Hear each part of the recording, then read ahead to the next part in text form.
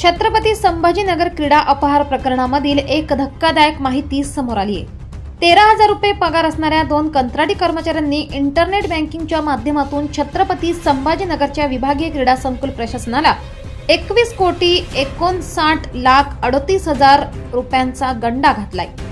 या पैशातून आरोपीने BMW कार, BMW बाईक खरेदी केली, तर मैत्रिणीसाठी विमानतळासमोरील अपार्टमेंटमध्ये 4 BHK फ्लॅट विकत घेतला आहे। छत्रपती संभाजीनगरच्या विभागीय क्रीडा संकुलात 21,59,38,287 रुपयांचा घोटाळा उघडकीस आलाय।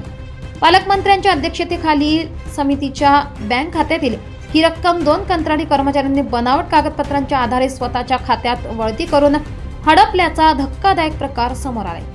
या प्रकरणात आता विविध प्रकार समोर येत आहे। संबंधित आरोपीने शहरातील नामांकित ज्वेलर्समध्ये डायमंडचा चष्माही बनवायची ऑर्डर दिली होती, तर दुसऱ्या महिला कंत्राटी कर्मचाऱ्याच्या पतीने 35 लाखांची SUV कार खरेदी केली आहे, अशी धक्कादायक माहिती पोलिसांच्या प्राथमिक तपासात समोर आली आहे।